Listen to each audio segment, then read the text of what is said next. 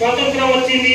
మీ అందరికీ తెలుసు, భారతదేశంలో ఉన్న 2200 పార్టీలు రిజిస్ట్రేషన్ చేసుకొని ఉన్నాయి. అందులో అతి ప్రమాదకరమైన పార్టీ బీజేపీ పార్టీ. ఆ బీజేపీకి ఇచ్చే ప్రతి పార్టీ మద్దతు ఇచ్చే పార్టీ మన శత్రువు పార్టీ. ఈ శత్రు పార్టీని మనం గమనించకపోతే ఈ బీజేపీని గ్రామాల్లో రానియకుండా మీరు తప్పకుండా పోరాటం చేయాలి. బీజేపీ క్యాన్సర్ కంటే ప్రమాదకరం. క్యాన్సర్ చివరి వరకు చనిపోతున్నా కూడా మనం క్యాన్సర్ తెలియలేదు. క్యాన్సర్ కూడా నివారణ ఉంటుంది.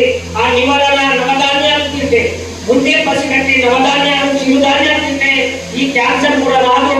ఈ క్యాన్సర్ ను ఏబిసిడి విటమిన్ తినిపించాల్సిన ఈ పాలకులు మనల్ని నవధాన్యాలు తినిపించకుండా మొత్తం రోగాలను తీసుకొస్తున్నాయి. కేంద్ర రాష్ట్ర ప్రభుత్వాల పార్టీలను మనం పసిగట్టినంత కాలం మనం పదే పదే మోసపోతూనే ఉంటాం.